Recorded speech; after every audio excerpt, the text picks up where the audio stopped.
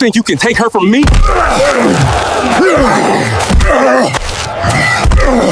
Leave me.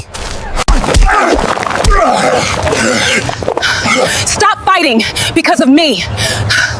I am the one she loves. You are both disgraceful. I am not choosing any of you.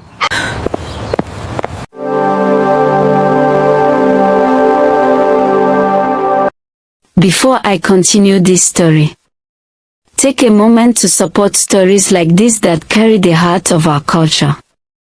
If you haven't already, like this video and subscribe to African Folk Tales by Nikki so you never miss powerful, emotional stories that stay with you long after they end. Now, let's continue. In the ancient city of Ibadan, where hills rise like watching spirits and the wind carries whispers of old stories, there lived two men whose destinies were tied by love and later, by tragedy. Akeem was known as a hardworking man. He sold building materials and had earned respect among traders. He was strong, proud, and quick to anger. People often said, Akeem's heart is good, but his temper would destroy him one day. Tayo, on the other hand, was calm on the surface but dangerous underneath. He worked in transportation, always moving, always calculating. He smiled easily, but those who knew him well feared his silence more than his words. The two men were not always enemies. They grew up in nearby neighborhoods.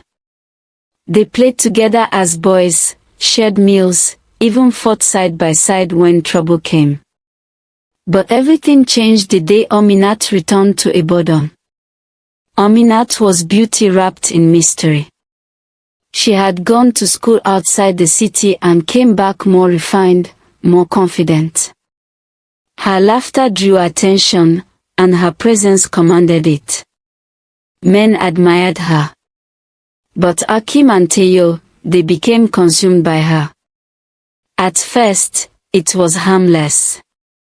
Akeem would visit her with gifts, bags of rice, new clothes, anything to impress her. Tayo would take her out, long drives, laughter, promises whispered under the evening sky. And Aminat, she entertained them both.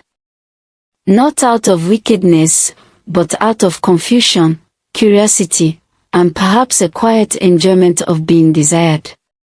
But desire is a dangerous thing. Soon, Akeem noticed. "You still see Tayo?" he asked her one evening. Aminat smiled faintly. "He is my friend." That answer burned inside him. Tayo asked the same question days later. "And Akeem?" he pressed. Aminat shrugged. "He is also my friend." Friend. That word became poison.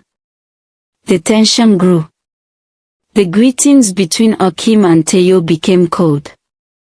Then came insults. Then threats. And finally, violence. The first fight happened at a naming ceremony. It started with words, then a shove, then fists. People separated them. But that was only the beginning.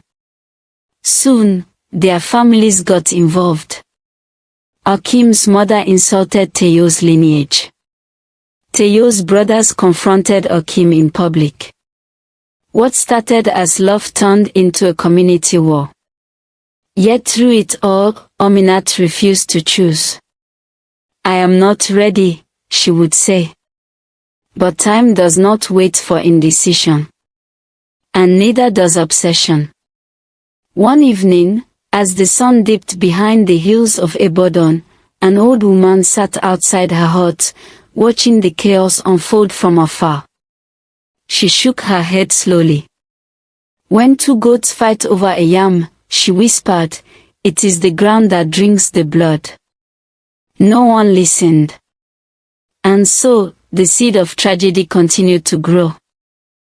Time passed, but peace never returned.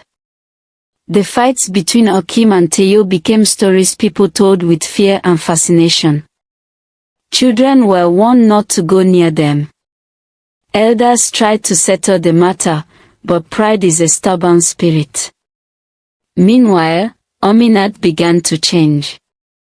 The attention that once amused her now felt heavy. Everywhere she went, she carried tension with her. People whispered. Women judged her. Men watched her. And deep inside, she knew something had to end. One afternoon, she received a message. It was from Ibrahim, an old school friend. Ibrahim had known Aminat before the beauty, before the attention, before the chaos. Back when life was simple, when laughter was genuine. He returned to Ibadan after years away. They met quietly. No drama. No competition. No pressure. With Ibrahim, Aminat felt peace. And for the first time in a long while, she smiled without fear. Weeks turned into months. While Akeem and Tayo continued their silent war, Aminat made her decision. One evening, she gathered courage and sent word. I am getting married. The news spread like wildfire. Akeem heard it first. To who? He demanded. Ibrahim, someone replied. The world around him seemed to stop. Tayo heard it shortly after. He laughed at first. Then stopped. Then laughed again, this time, without joy. All this, for nothing, he muttered. The two men did not speak to each other. But something strange happened. For the first time in years, they shared the same pain.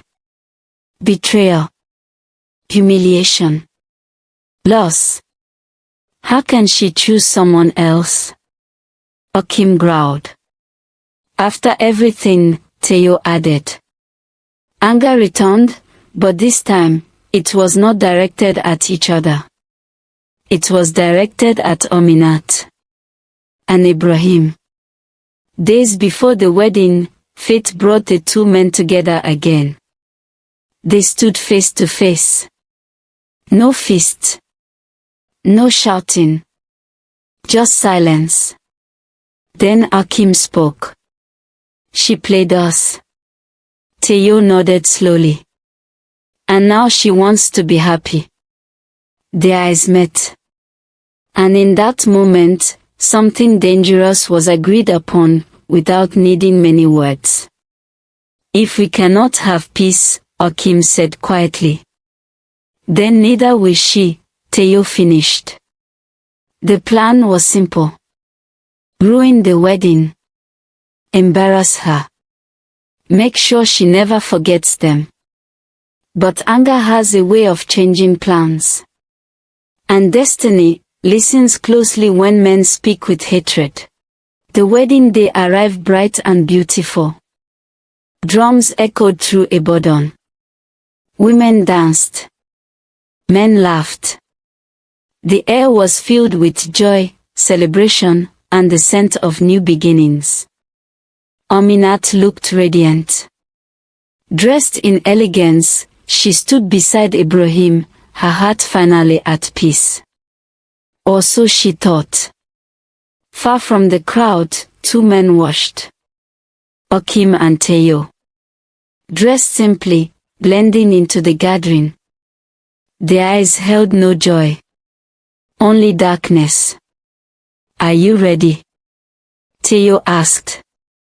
Akeem nodded. But his hands trembled slightly. The ceremony began. Prayers were said. Blessings were given. Then, movement. Akeem stepped forward. Tayo followed. At first, people thought nothing of it. Until the shouting began. You think you can just forget us? Akeem roared. The crowd gasped. Tayo grabbed a chair and flung it aside, causing panic. Chaos erupted. People screamed. The ceremony broke apart. Ibrahim tried to shield Aminat, but fear had already taken over. In the confusion, Akeem reached for the gun. Even he did not fully understand why he brought it. Maybe to scare. Maybe to threaten. But anger does not listen to reason. Tayo, stop this, someone shouted. But it was too late. Akeem raised the gun. Aminat turned. Their eyes met. For a brief second, everything slowed. Akeem, she whispered. And then, a loud gunshot echoed. Silence followed. Aminat fell. Blood spread across her dress like a dark flower. The war stopped. Screams returned. Louder. Wilder. Akeem dropped the gun. His face drained of life. I didn't mean. Tayo stepped back, horror filling his eyes. What have we done? The joy of that day turned into mourning. The bride, gone. The love, destroyed. And the two men. They were arrested before the sun set. No escape. No excuses. Only consequences. Years later, inside the cold walls of prison, Akeem sat quietly.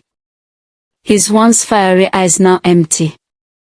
Tayo, in another corner, stared into nothingness. They no longer fought. They no longer spoke of Aminat. Because the truth had finally settled in their hearts. They were not fighting for love. They were fighting for pride. And pride had taken everything. An old prisoner once said to them, "When love becomes a battlefield, nobody wins." And so, their story became a warning whispered across Ibadan. Of two men who lost everything. Not because they were unloved, but because they could not control the darkness within them. If this story touched you, shocked you, or made you think twice about love and pride, don't forget to like and subscribe to African-Folk-Tales-By-Nikky for more powerful, emotional, and suspense-filled stories like this. Stories like Akeem, Tayo, and Aminat remind us that love is not possession, and when pride takes control, it can destroy everything in its path. This wasn't just a story, it's a lesson. I'd love to hear from you. Backhand index pointing right. What do you think about this story? Backhand index pointing right. Who do you think was most at fault? Backhand index pointing right, and most importantly, where in the world are you watching from? Drop your thoughts in the comments globe showing Europe Africa backhand index pointing down.